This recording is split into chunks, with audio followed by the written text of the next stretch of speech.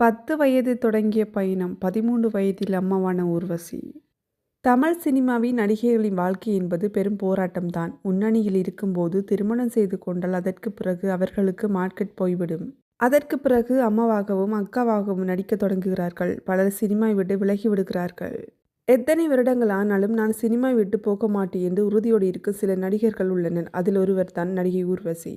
இவர் 80s 90ஸ்களில் மனங்கவர்ந்த நடிகையாகவும் இவர் 700க்கும் மேற்பட்ட திரைப்படங்களிலும் நடித்துள்ளார். நடிகை ஊர்வசி சீரியஸான வசனங்களை பேசினால் கூட அவர் பேசும் விதத்தை பார்த்து பலர் சிரித்த காலமும் உண்டு.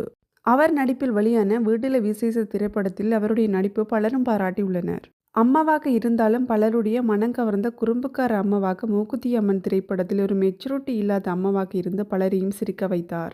இவர் கதிர் மண்டபம் என்ற மலையாள திரைப்படத்தில் நடிகை ஜெயபாரதியின் மகளாக நடித்திருக்கிறார். அப்பவே தொடங்கிய இவருடைய பயணம் இப்ப வரை நீண்டு கொண்டிருக்கும் நிலையில் இவரை முதலாக தமிழில் அறிமுகமாக்கியது பாக்யராஜ் தான்.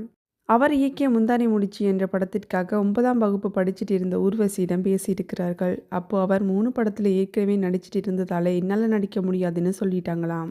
ஒரு வழியாக ஓகே வாங்கி இந்த படத்திலும் அவங்க நடிச்சிருப்பாங்க.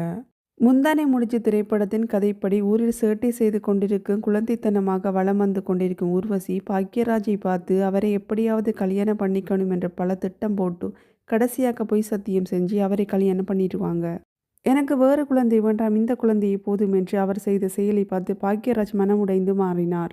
ஆனால் இந்த திரைப்படத்தை நடிக்கும்போது ஊர்வசியை ஒரு குழந்தை நட்சத்திரமாகத்தான் இருந்திருக்காங்க.